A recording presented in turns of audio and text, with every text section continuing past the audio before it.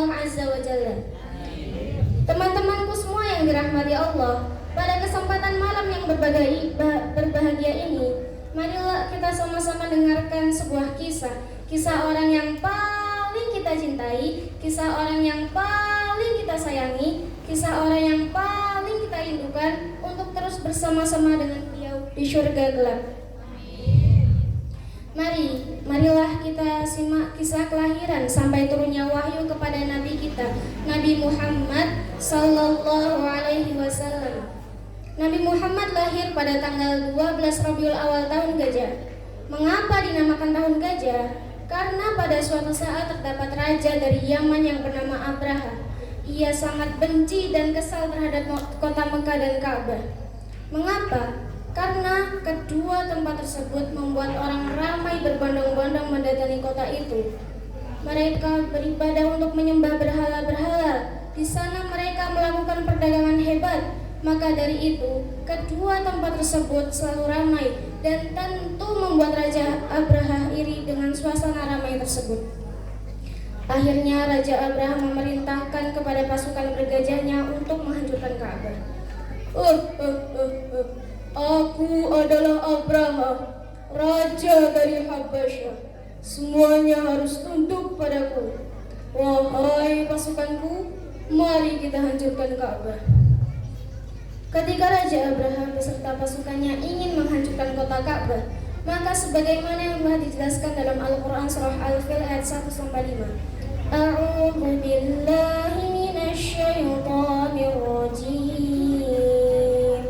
Bismillahirrahmanirrahim. Alam tara kaifa fa'ala rabbuka bi ashabil fil?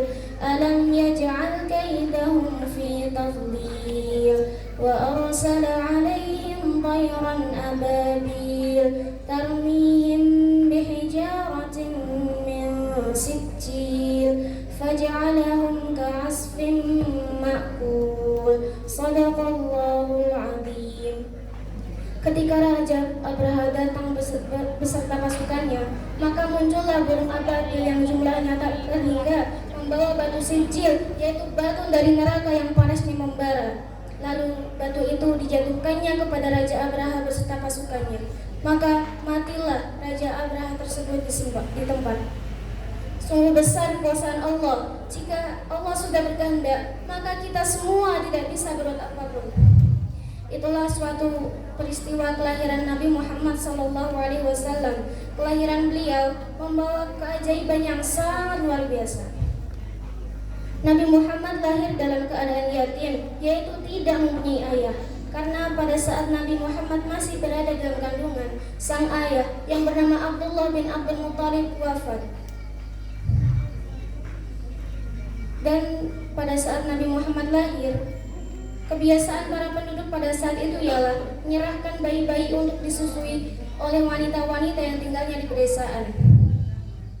Lalu Nabi Muhammad disusui oleh seorang wanita yang bernama Suwaibah. Akan tetapi hanya beberapa hari saja.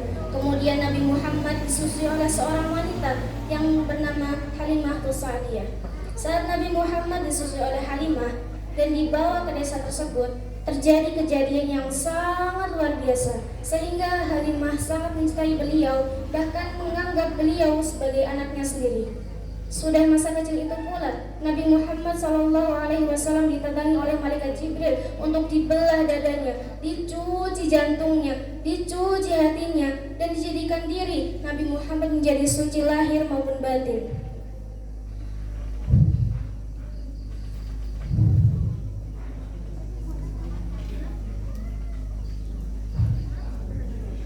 Nabi Muhammad tinggal bersama ibunya selama 6 tahun. Tak lama setelah itu, sang ibu meninggal dunia, meninggalkan Nabi seorang diri. Kemudian Nabi Muhammad diserahkan kepada kakeknya, yaitu Abdul Muttalib. Pada saat usia Nabi menginjak yang ke-8 tahun, sang kakek pun meninggal. Lalu Nabi Muhammad diserahkan kepada pamannya yang sangat mencintai Nabi, yaitu Abu Thalib.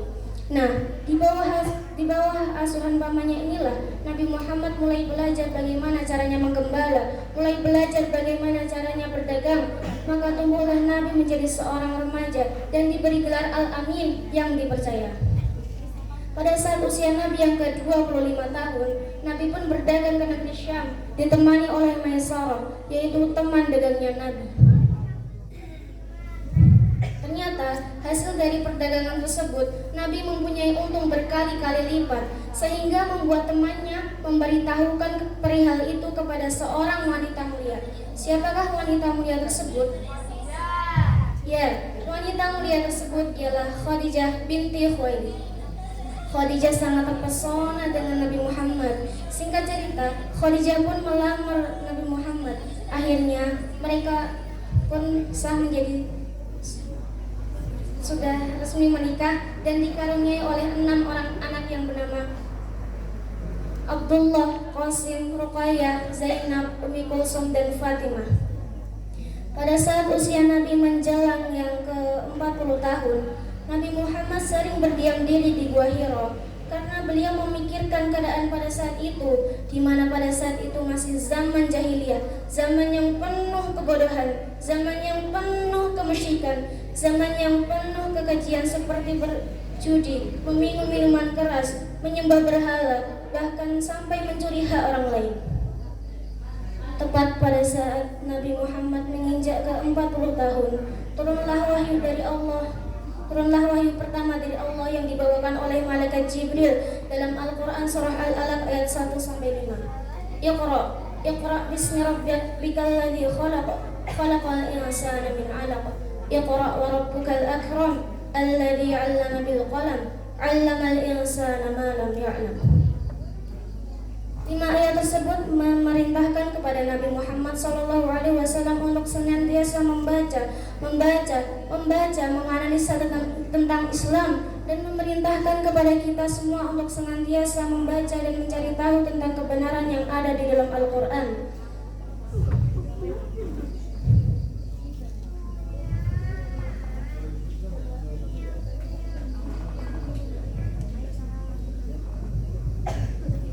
Lalu turunlah ayat suci Al-Quran itu secara berangsur-angsur hingga wafatnya Nabi pada usia Nabi yang ke-63 tahun. Demikian kisah tentang Nabi Muhammad ini. Semoga kita semua bisa mencontoh perilaku terpuji beliau. Siapa yang cinta Nabi tepuk tangan. Siapa yang cinta Rasul tepuk tangan. Siapa yang cinta Nabi, siapa yang cinta Rasul, siapa yang cinta Nabi tepuk tangan. Sekian, wassalamualaikum warahmatullahi wabarakatuh.